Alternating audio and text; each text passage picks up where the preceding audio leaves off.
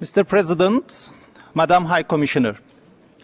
Firstly, I want to thank Madam High Commissioner for a very well prepared report, especially for rapid response capacity on paragraph 78. IHH Humanitarian Relief Foundation have been actively working since 1992 to provide humanitarian aid for all oppressed peoples without any discrimination according to their region, religion, language, race.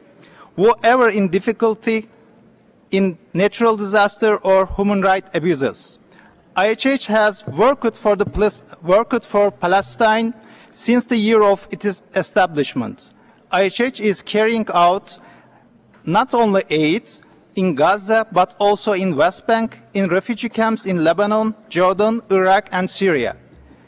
As an international community has been unable to provide a permanent solution to siege despite consequences that have led starvation, the lack of medical care, it has become obvious that humanitarian aid must be sent to Gaza by land and sea. I think that Madam High Commissioner and the Council are aware that organizations related to UN proclaimed that the blockage on Gaza is illegal and untenable, according to international humanitarian law and human rights. As an NGO, we consider the unlawful activities of Israel to be most serious threat.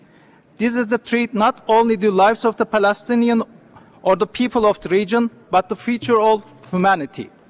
The report of the fact-finding mission clearly explains that the attack had occurred on May 31st while the flotilla was traveling in international water. 9 humanitarian aid volunteers were killed and while 54 were severely wounded.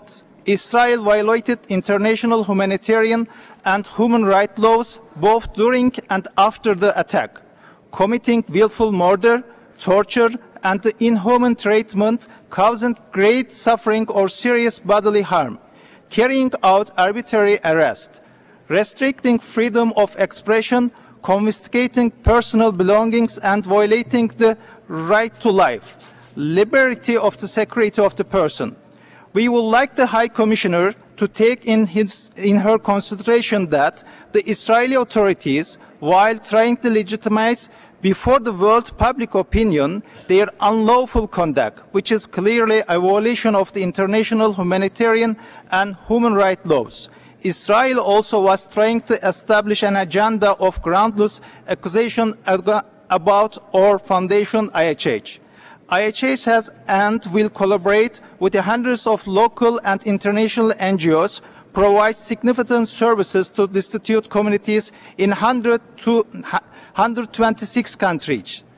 IHH is a highly respected and familiar foundation. It is stated in the report of the fact-finding mission that Israel has repeatedly undermined international humanitarian and human rights laws, has ignored the decision of the United Nations. Israel has discredited the United Nations, an organization that holds important position in terms of world peace. As the world remains silent before the unlawful violence of Israel, it becomes even more possible that the world will become chaotic and violent place. The idea that the functionality of the international mechanism has been destroyed in an unjust world and there will be no solution for international law is the serious threat to world peace. The attack carried out Israel on humanitarian flotilla Thank you. I have to interrupt is not you. just attitude region.